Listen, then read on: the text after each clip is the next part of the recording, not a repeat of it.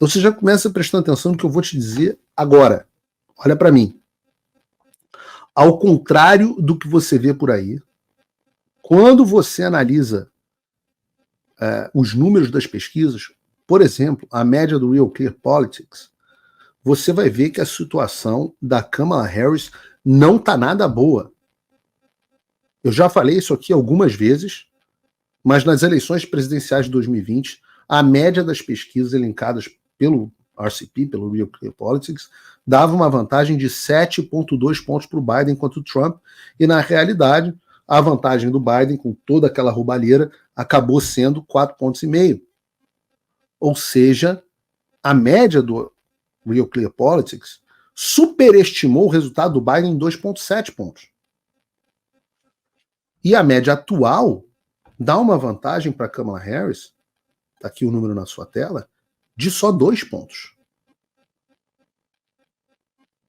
E é isso. Historicamente, os candidatos democratas têm um favorecimento nas pesquisas eleitorais. Isso quer dizer que, apesar dessa suposta liderança, na realidade, Kamala Harris, se a margem de erro se refletir das últimas eleições, Kamala Harris vai estar atrás do Trump. E eu volto a dizer, também vivo dizendo isso, que isso é em relação ao voto popular e não em relação ao colégio eleitoral.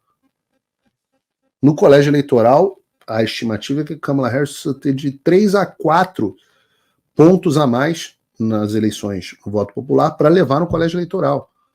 Ou seja, os números todos dão a impressão de que o Trump vai vencer. Opa, desculpe interromper o seu vídeo, mas desde 2022 eu continuo com as contas bloqueadas e o passaporte cancelado pelo Xandão. Se você aprecia o meu trabalho e tudo que eu faço pela liberdade de expressão, tem um lugar onde você pode se tornar meu apoiador com uma pequena quantia por mês. Acesse www.paulofigueiredoshow.com e torne-se meu apoiador, e aí você vai receber conteúdos exclusivos e desconto nos meus cursos. Ou então você pode se tornar meu patrono Gold e passar a me pautar, tem reuniões comigo, você entra para o meu grupo de WhatsApp, que eu uso sempre. O link para tudo isso está aí na descrição. Então você pega, por exemplo, só para pegar as 5 últimas pesquisas de cima para baixo, tá? Ou melhor, de baixo para cima. Você pega a pesquisa Emerson, Kamala 50 e Trump 49. Em 2020, essa mesma pesquisa, alguns dias antes da eleição, dava 5 pontos de vantagem para o Biden sobre o Trump. Ou seja, foi um instituto até bastante preciso. Errou por meio ponto, que quer dizer que, caso eles mantenham essa margem de erro, e óbvio que numericamente isso é impossível, o Trump e a Kamala estariam empatados no voto popular, o que significaria Trump eleito presidente no colégio eleitoral. A pesquisa do New York Times e Siena dá Kamala 49 e Trump 46. Essa mesma pesquisa, em 15 de outubro de 2020, dava para o Biden uma vantagem impressionante de 9 pontos. Então essa é uma pesquisa, uma margem de erro de 4,5 pontos, que significa que o Trump estaria bem à frente da Kamala. Se a margem de erro for mantida nessa pesquisa, em favor, né, em desfavor do Trump, ele vai estar muito frente à Kamala. Tem um número que eu acho interessante, e esse é o ponto aqui de atenção e um pouco de preocupação. Eu sempre falo para vocês, quem me acompanha há muito tempo sabe disso, que há um instituto que eu gosto muito, que eu acho eles muito precisos, que é o TIP, Issues and Insights, e TIP, que dá uma vantagem para a Kamala de 2 pontos sobre o Trump.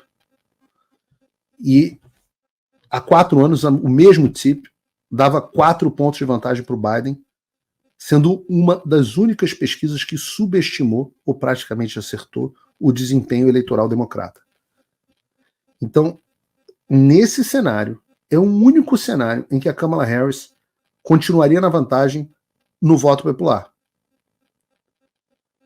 Talvez, se esse instituto estiver preciso, ainda assim, com 2, 3 pontos,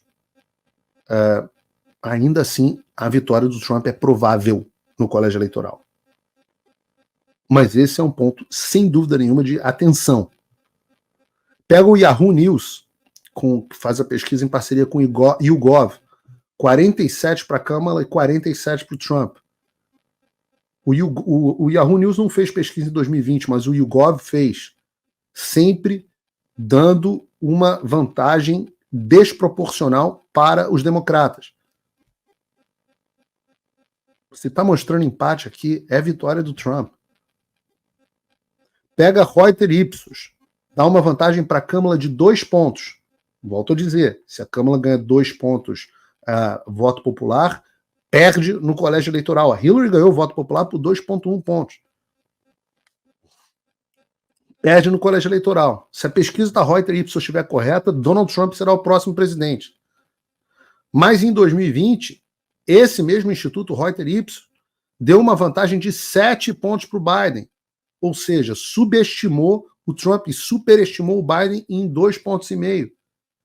Ou seja, mais um cenário em que, repetindo o erro, Trump eleito presidente. Então não é para se enganar.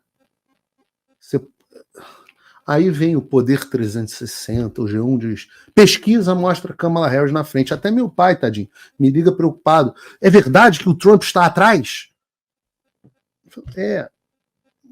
Na pesquisa, mas eu estou explicando aqui, a coisa exige um grau um pouco mais sofisticado de análise. A maioria das pesquisas pode até dar vantagem para a Kamala, mas esses mesmos institutos que erram por uma margem de erro maior do que a vantagem que dizem que a Kamala tem. Então, mesmo que apareça que a Kamala está na frente, muito provavelmente, e eu já mostrei outros institutos mais precisos aqui, como o Rasmussen, acho que, bota de novo o número aí na tela, Bruno.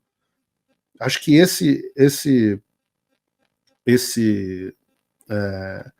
eu não me engano, tem aqui uma pesquisa do Rasmussen. Está aqui, com Trump mais 2 ou mais 3, eu não consigo ver, está pequeno para mim.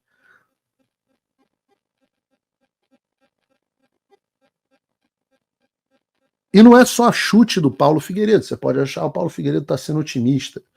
Eu estou olhando os números. Você tem o mercado de aposta confirmando essa tendência.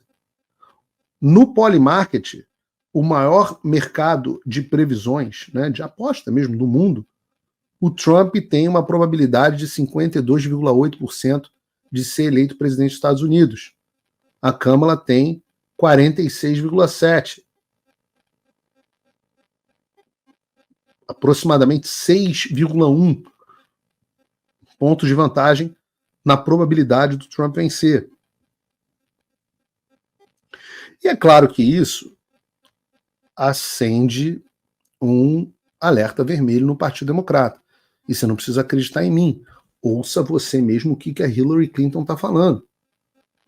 Forms, whether it's Facebook or Twitter X or Instagram or TikTok, whatever they are, if they don't moderate and monitor the content, we lose total control. And it's not just the social and psychological effects, it's real harm.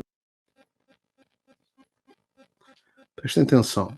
Essa é uma das maiores cobras, uma das maiores raposas, uma das maiores macacas velhas da política global. Uma das maiores. E reparem o que ela está dizendo para você. Deixa eu aumentar o meu ar-condicionado aqui, porque senão daqui a pouco eu começo a suar, né? Nesse calor, como sua bunda. A Hillary Clinton está dizendo o seguinte: se a gente não forçar as redes sociais a moderarem o conteúdo, e com moderar conteúdo ela quer dizer censurar o discurso que não concorda com o meu, eles vão perder. Se a gente não censurar, o Trump ganha, como eles fizeram em 2020. Não é a dona Cleide falando, é a Hillary Clinton. É uma das figuras mais importantes do Partido Democrata, ex-candidata à presidência dos Estados Unidos, ex-chefe do Departamento de Estado.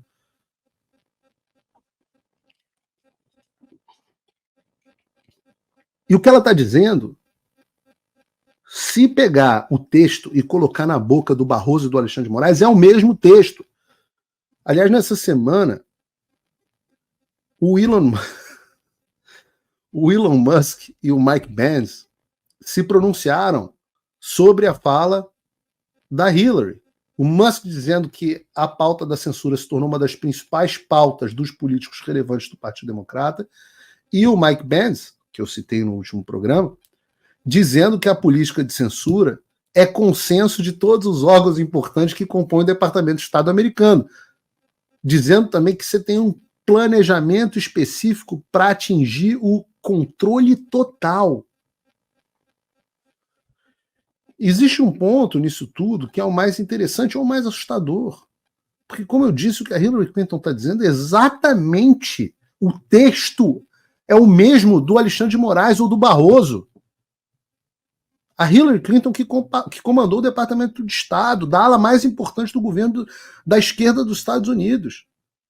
Então, entendam, a pauta da censura é global. Lá veio o gato. Ele adora. Quando você muda a câmera, Bruno, é o momento onde ele acha que ele tem que brilhar. O gatinho aí. Mete o pé.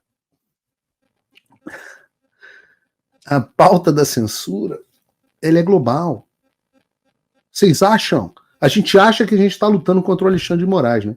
Você acha que o que está saindo da boca do Alexandre de Moraes e da Hillary Clinton é a mesma coisa por coincidência?